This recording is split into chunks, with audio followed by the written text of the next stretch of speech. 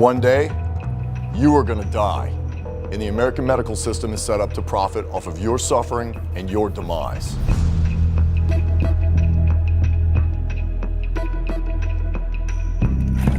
The first question you have to ask yourself is this: is Jason Cooper qualified to make a statement like that?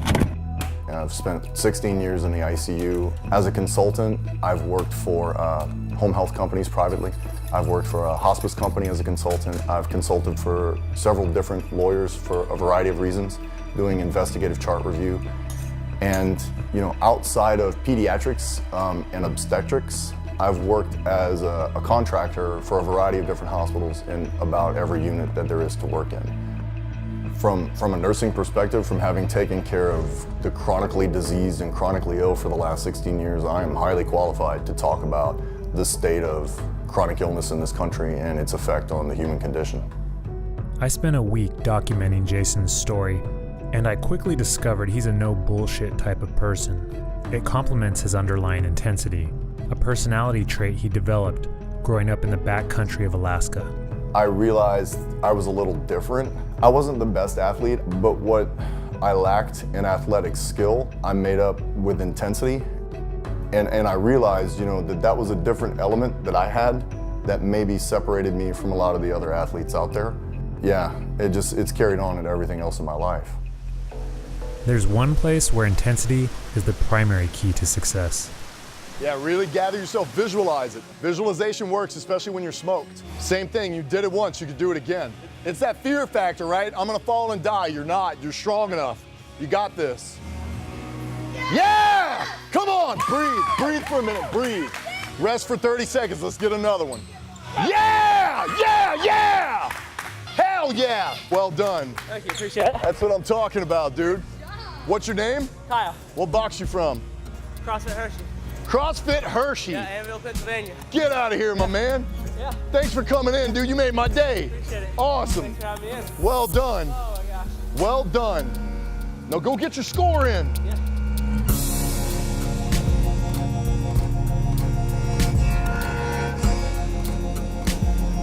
Jason is the co-owner of CrossFit Enoch. His business partner and friend is David Weddle, the yin to Jason's yang. Fight it, Matt. There you go. All the way up against the wall. Yeah, nice. I'm very level-headed. I'm pretty low-key. If you haven't noticed, Jason brings fire and passion to this box that's unmatched. This is when you turn it up just a touch. Just a spoonful of sugar. No sugar. Just a spoonful of protein. He absolutely loves what he does, and he loves working with people. There's a driving force behind him because he's seen so much crap in the hospitals and what he's fighting against. I mean, that motivates him, I think, on a daily basis to get in here and push people to their limits, to make them stronger, fitter, healthier people. I've had a physician look me in the face, a cardiologist, a well-known cardiologist, flat out tell me laughingly, I'm going to send my kids to college on Marlboro and McDonald's because he doesn't care. That is his market.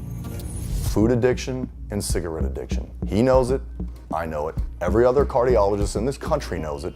That is what's driving the hospital's market, is chronic disease. I've been putting people in body bags for the last 16 years, en masse. I've had people question that, call that out. I've worked for the biggest hospitals in this country, the biggest ones, and the biggest medical center on planet Earth. I've put as many as 7 in a body bag in one night for the exact same thing, which is food addiction. If we ended chronic disease tomorrow, I have full faith in saying the American healthcare system, it would collapse. It would totally collapse. 2/3 of the patients more that I see in the ER are chronically ill people. I mean, it's all food related. It's blatantly food related.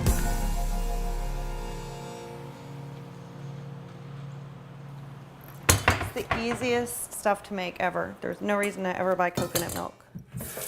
And it's so cheap.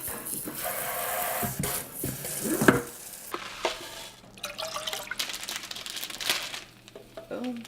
This is Carrie, Jason's wife.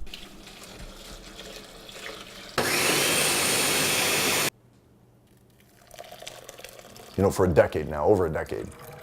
We've always been together, we've always trained together. Thick and thin, good or bad, we're still fighting it out together. Buggy, she needs a haircut and a bath. Yes, she does. She needs a haircut and bath. Yes, yes, I got the clippers. I just gotta do it. She was always into fitness as a way of managing stress, life, things of that nature. And we started, like a lot of people out there, in a Globo gym. You know, we'd go to a Globo gym, then we'd hit the 10K trail frequently, 4 or 5 times a week. So we would do that. We'd take our youngest to preschool, at the time our only child to preschool, and then we'd head out. It was just a great time to spend outdoors, you know. We knew something was wrong, but we didn't know she was sick. There was nothing diagnosable. When we first started dating, we knew that there was something off. We could track it on a calendar. It was every 3rd cycle. I mean, it was just this debilitating, unquenchable pain. I didn't understand it, she didn't understand it. Then it would go away. Before I even started my period, my very first one, I remember I had a stomach ache that lasted like 4 months. And I remember my mom kept thinking that I was gonna start. She's about to be a lady, she's about to be a lady.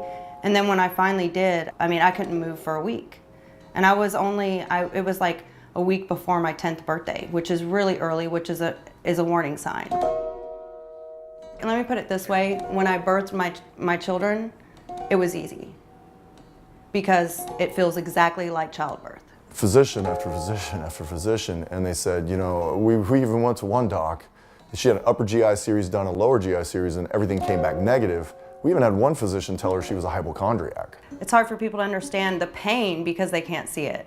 We knew something was wrong, but we didn't know what was wrong until after our 2nd child was born. That's because the source of Carrie's pain could not be detected by MRI or CAT scan. It was only after Carrie had laparoscopic surgery in 2010 that doctors were able to identify the issue: endometriosis.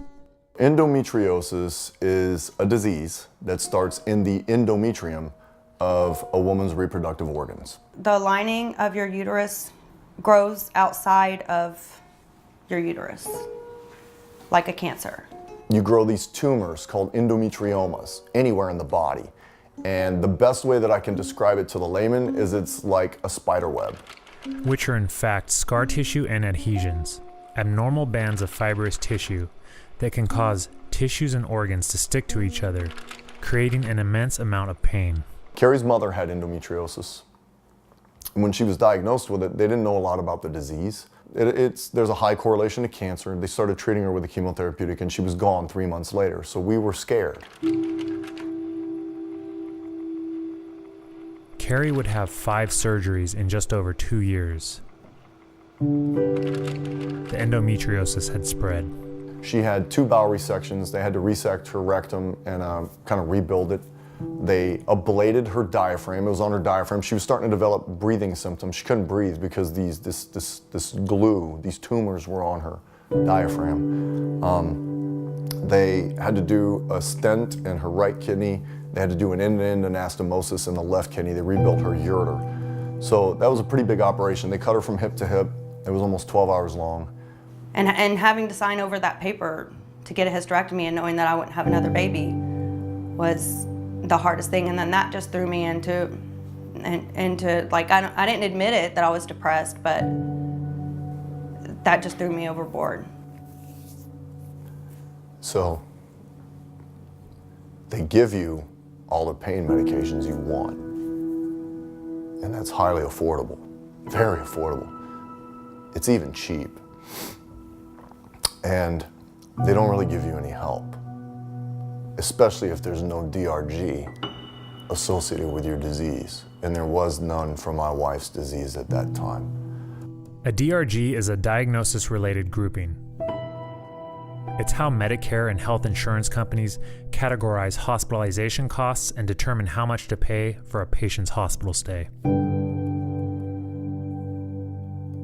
You're not getting admitted to a hospital without a billable code. But that is how the hospital, that is how the entity generates revenue and generates profit, is based on what are we going to do now, what is the risk, what is the benefit, and they do a cost analysis on it. It was nonstop. I mean, just to go to another doctor was, the stress involved with getting your records and getting them to answer the phone and getting the doctors to communicate and the office personnel. I mean, it was a nightmare. Each time it was a nightmare. Each time I had to go see a different doctor. It was just a nightmare. I talked with a SEAL years and years ago. They dug these holes in a beach. You know, they would be launched offshore. They'd swim in on the beach, and they would have these observation posts, and they would do recon on a beach. And this dude was in a hole, and he said the tide was coming in, and it was filling up with water. And he said, you know, the water was getting higher and higher up on his chin. And he said, the best place you can be in life is at the bottom of a hole, the very bottom of it, because the only place you can look is up. As tough as things were at this point, Jason and Carrie had yet to reach the bottom of their hole. In addition to surgery, Carrie was also being treated with a multitude of drugs, from various antidepressants and painkillers to Adderall, Klonopin, and Lupron, which carries an FDA-mandated black box warning, meaning there's reasonable evidence of an association of serious hazard with the drug. She'd been on a chemotherapeutic called Lupron. It's actually classified as an anti-neoplastic. It's used with prostate cancer. It's used for a variety of cancers. Basically, it blocks your hormones, but it has so many side effects, and it affects everyone different. It has a black box label on it. We didn't know at the time. United Healthcare wasn't paying for it. And I was paying $1,200 a month for this drug that we thought was the answer because everyone was telling us that's what the answer was. It was instant. Instantly, I turned into a loon. I lost all my friends. So I was just a mess, like on all these drugs. Just a total basket case, pretty much. I'm just a completely different person. Carrie was pretty suicidal.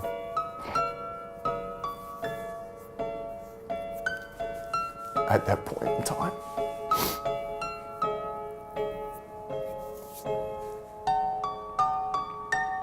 You have some difficult conversations with someone experiencing that much pain. And we're not talking about for like a week in the ICU. We're talking about for years. Years and years of climbing a mountain that feels insurmountable because no one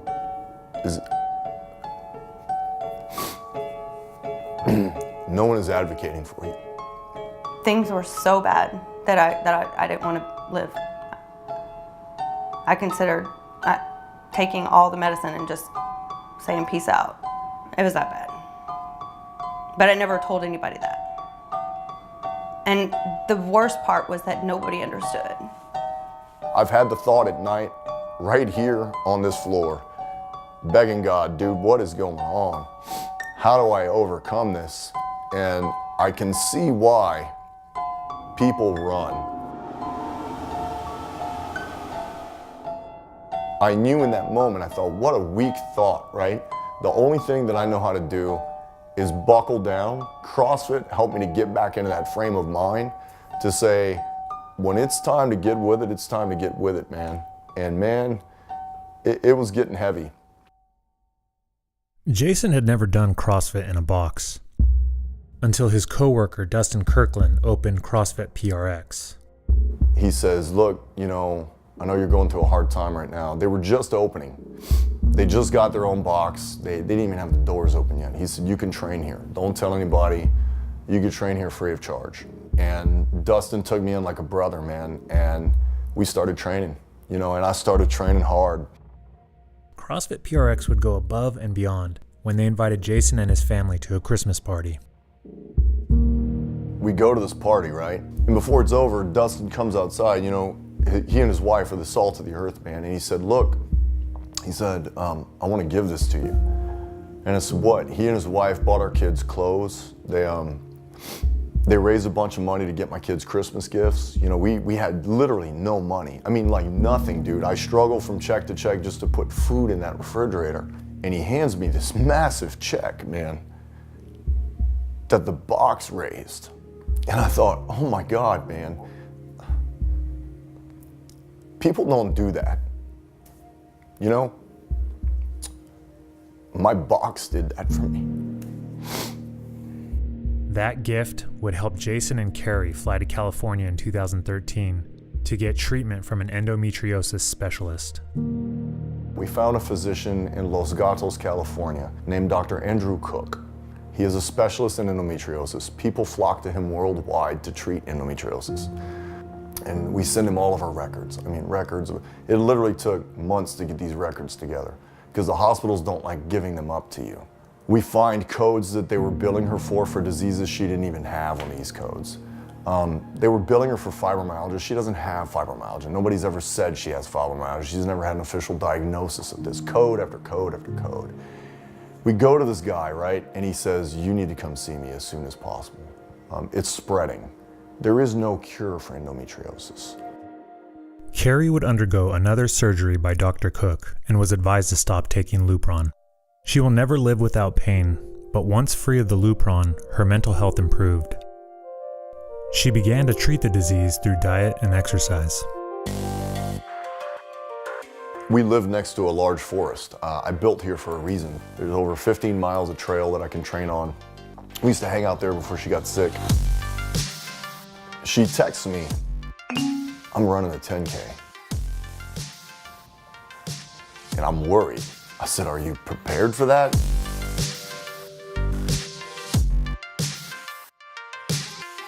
And she looked so happy, dude, and I hadn't seen that in years and years. I told Jason I wanted to start doing like the CrossFit in the garage.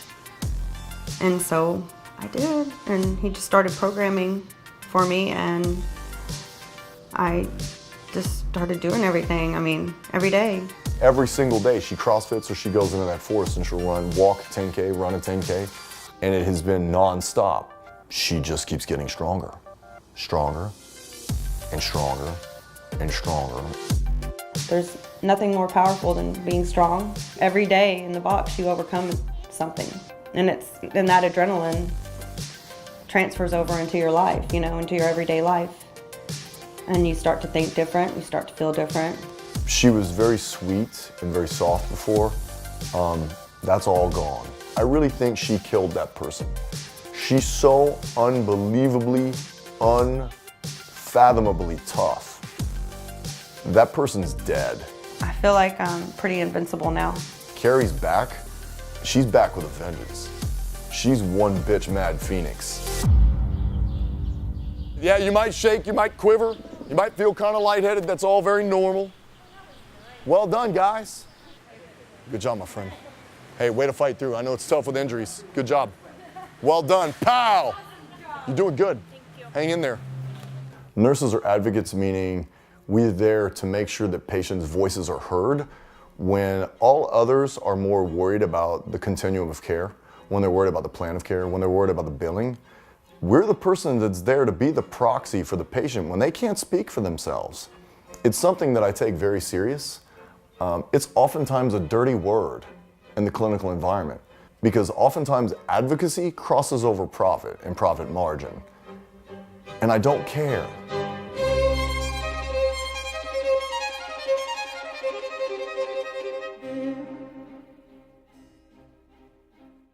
So my partner and I built this box to become that beacon of light, that place of advocacy. 3, 2, 1.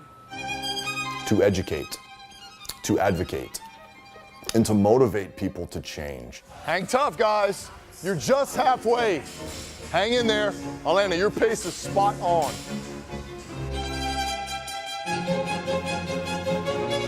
I've seen an immeasurable amount of things that I wish I could unsee. With my wife, with my patients, and the hospital and the ICU, what that equates to is suffering, human suffering. And when I say I've seen things that I wish I could unsee, that is what I am referring to, is the blatant treatment of the human condition as a commodity for profit, which is likely taking place everywhere. This is a multi-billion-dollar problem that the FBI cannot keep up with on a grand scale. I'm talking a grand scale.